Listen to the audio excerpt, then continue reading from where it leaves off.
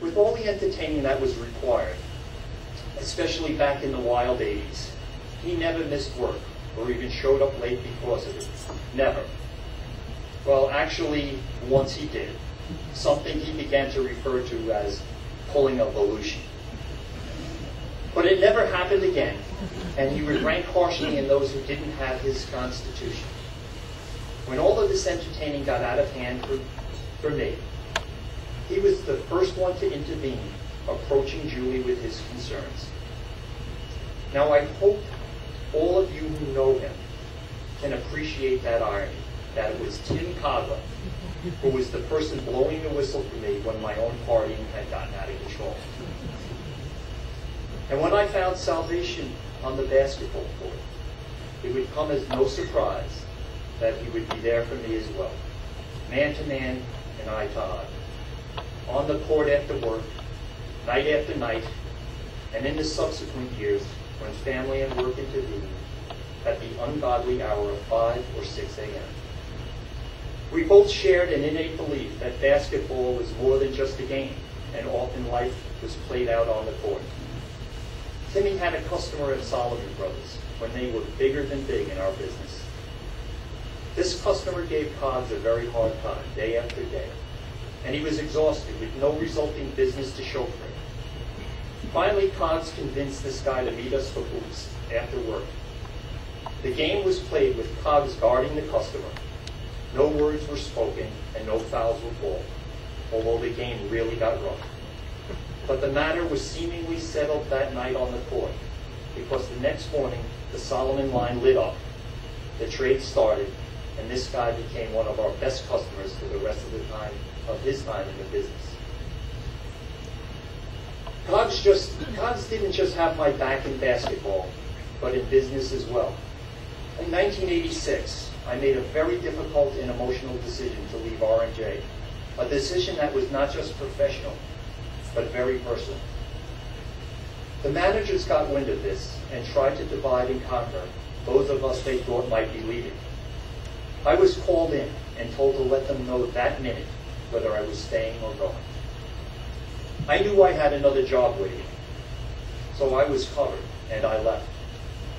Cogs was called in next, but not knowing the outcome of my meeting, and without a definite job waiting, he was on his own.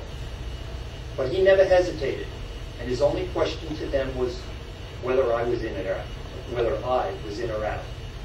When they told him I'd left, he stood up and said, "F you guys, I'm out of here, and I'm going with Glen." It was a defining gesture that still takes my breath away today. So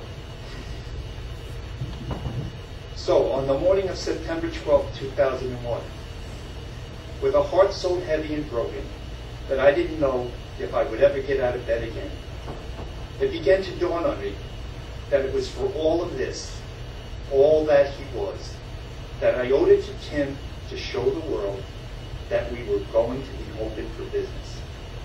With no building, no office, no phones, no desk, no markets, and no plan, it became intensely important to me to go to work.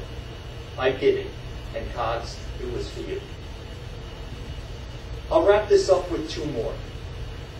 I love Cogs because of all the people I know today that I met through him.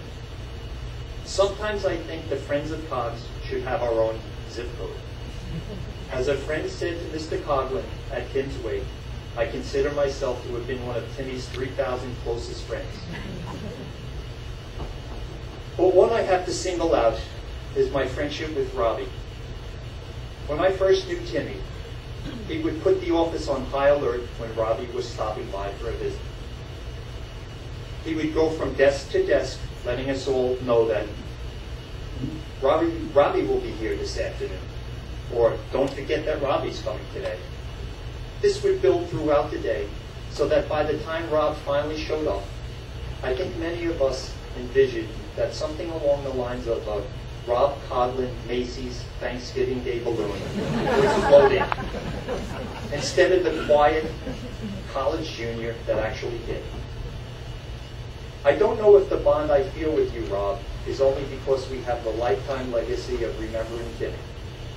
I imagine it also has to do with the fact that we both understand what it means to be the youngest sons and families of all boys, or possibly because we're just kindred spirits.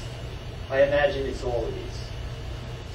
But I know my life is extraordinarily richer because of you, the rest of the Coghlan family, and all the people I'm lucky to call friends who came into my life because of your brother. Lastly, I love him simply because he was a one-of-a-kind, larger-than-life personality. I'd like to end with a line that Shakespeare wrote when his main character, Romeo, who we fittingly meet at the beginning of the play, surrounded by a group of loyal, raucous friends. This quote evokes Cogs so beautifully that I wear it engraved on a chain around my neck. And when he shall die, cut him out in little stars, and he will make the face of heaven so fine that all the world will be in love with night and pay no worship to the garish sun. Thank you.